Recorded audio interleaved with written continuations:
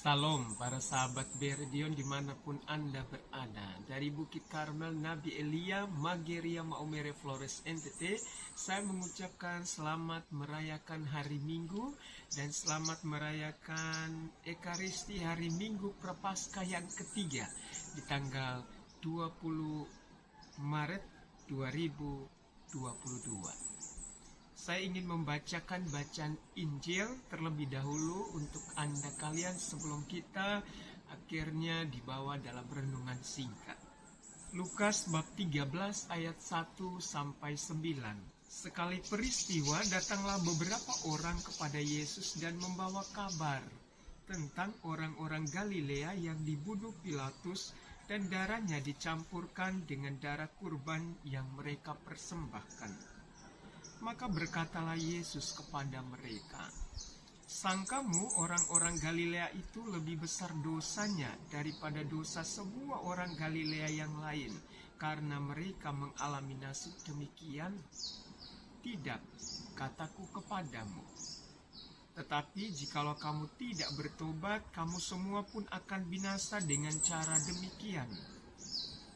Atau sangkamu ke-18 orang yang mati ditimpa menara dekat Siloam lebih besar kesalahannya daripada semua orang lain yang diam di Yerusalem? Tidak, kataku kepadamu. Tetapi jikalau kamu tidak bertobat, kamu semua pun akan binasa dengan cara demikian." Kemudian Yesus mengatakan perumpamaan ini. Ada seorang mempunyai sebatang pohon ara yang tumbuh di kebun anggurnya. Ia datang mencari buah pada pohon itu tetapi tidak menemukannya. Maka berkatalah ia kepada pengurus kebun anggur itu, "Sudah 3 tahun aku datang mencari buah pada pohon ara ini, namun tidak pernah menemukannya. Sebab itu, tebanglah pohon ini. Untuk apa pohon ini hidup di tanah ini dengan percuma?" Pengurus kebun itu menjawab, "Tuan, biarkanlah dia tumbuh selama setahun ini lagi.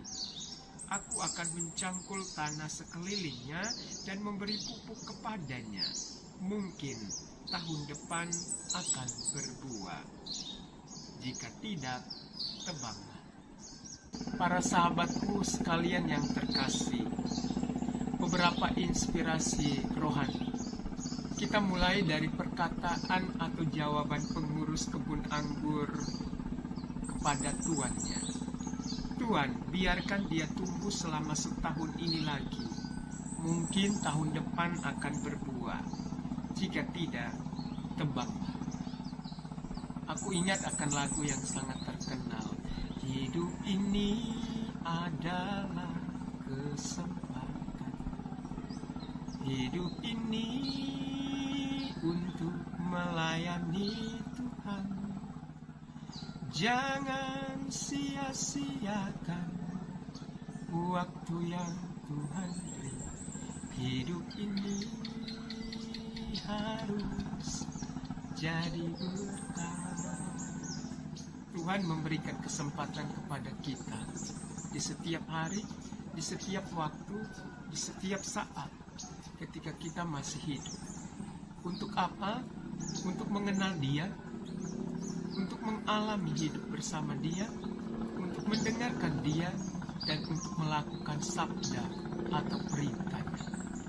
Injil dimulai dari kisah tentang kecelakaan atau musibah yang dialami oleh orang-orang lain, yang diprediksi oleh orang-orang sekitar yang masih hidup, dan didengar oleh Yesus bahwa orang-orang itu tentu jahat karena mereka ditimpa musibah. Tetapi melalui kejadian itu Yesus mengingatkan, orang yang terkena musibah bukan berarti dia memiliki dosa yang besar. Orang yang mengalami kecelakaan atau kematiannya dilihat sebagai kisah yang tragis.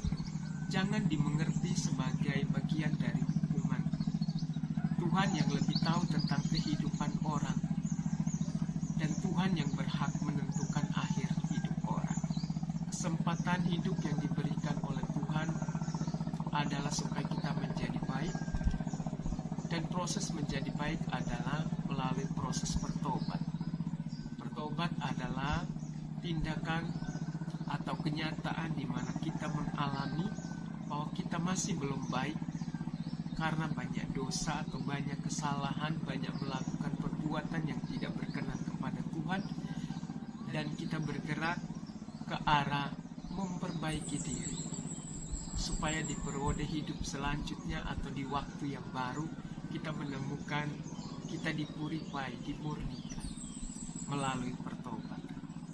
Rasul Paulus dalam suratnya kepada jemaat di Korintus bercerita tentang perjalanan rohani bangsa Israel, apa yang dialami oleh nenek moyang mereka di masa lalu dalam perjalanan keluar dari Mesir menuju ke tanah terjanji di bawah perlindungan awan, dengan melintasi Laut Merah, dengan melintasi padang gurun. Adalah perjalanan rohani yang di dalamnya Allah menghendaki mereka harus tetap setia dan mendengarkan sabdanya dan suruhan-suruhannya supaya mereka sampai ke tanah terjanji. Dan walaupun tidak semua mereka sampai ke sana atau tiba di tanah terjanji dengan selamat, tapi Allah tetap memberikan kesempatan sebagian yang lain untuk sampai ke tanah terjanji. Paulus memberikan inspirasi rohani bahwa supaya bisa sampai ke tanah terjanji, sebagaimana pengalaman nenek moyang bangsa Israel dahulu, orang harus membebaskan dirinya dari keinginan-keinginan jahat, dari perbuatan-perbuatan jahat yang menjauhkan mereka dari Allahnya, dan juga untuk tidak bersungut-sungut, mengeluh, merasa Allah tidak sedang berbuat baik, atau menjadi kurang percaya dan yakin akan pertolongan dan bantuan Tuhan, pemeliharaannya pada hidup kita. Allah memahami kerapuhan manusia, dan tentu karena itu Allah tetap mengampuni bangsa Israel dan memberikan kesempatan mereka untuk sampai ke tanah terjanji, walaupun mereka juga banyak melakukan kesalahan dan penyangkalan terhadap Allah dalam perjalanan keluar dari tanah Mesir. Dan itulah yang membuat pemazmur memberikan kata-kata rohani kepada kita tentang identitas Allah. Tuhan adalah pengasih dan penyayang. Karena itu, hai jiwaku, pujilah Tuhan. Pujilah namanya yang kudus, hai segenap batin. Janganlah lupa akan segala kebaikan Tuhan. Allah yang lebih dahulu bertindak untuk menyelamatkan manusia, dan itu dikisahkan dalam kitab Keluaran. Allah memahami kebutuhan manusia untuk selamat, umat yang dipilihnya, bangsa Israel, ketika mereka ada di Mesir dan mereka ditindas. Dan tindakan Allah yang lebih dahulu memulai karya penyelamatan itu adalah dengan memilih Musa dari antara mereka untuk menyatakan kepada bangsa Israel, inilah saatnya aku membebaskan kalian, aku telah mendengarkan suara keluhan kalian. Para saudara dan saudariku yang terkasih, tiap saat Allah memperkenalkan dirinya untuk kita melalui kejadian-kejadian yang kita alami. Keterbukaan hati kepada Allah penting. Ada banyak orang di sekitar kita digunakan Allah sebagai pribadi-pribadi yang ditentukan untuk menolong dan menyelamatkan kita dalam pengertian yang kelihatan saat ini. Sebagai pembimbing rohani kita, sebagai orang yang membantu mengingatkan kita, sebagai orang yang menunjukkan bahwa Allah menyayangi kita melalui tindakan-tindakan mereka, melalui perkataan-perkataan mereka. Karena itu dengan suara hati dan bimbingan Roh Kudus, kita harus bisa menemukan peristiwa-peristiwa bermakna yang membawa kita pada peristiwa rohani, mengingat akan Allah dan segala kebaikannya untuk menuntun kita dan menyelamatkan kita. Saya ingat akan sebuah lagu lain, bunyinya demikian.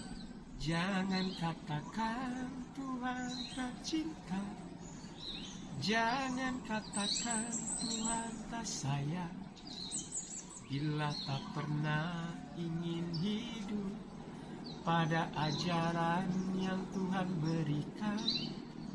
Jangan katakan Tuhan tak cinta, jangan katakan Tuhan tak sayang, bila tak pernah ingin baik di jalan hidupmu. Tuhan mengenal dan mengerti segala jalanmu, Dia maklum. Karena itu berserah pada Tuhan melalui pertobatan adalah pilihan yang baik di masa prapaskah ini. Salam hangat dari Bukit Karmel Nabi Elia Mageria Maumere Flores NTT. Tuhan memberkati.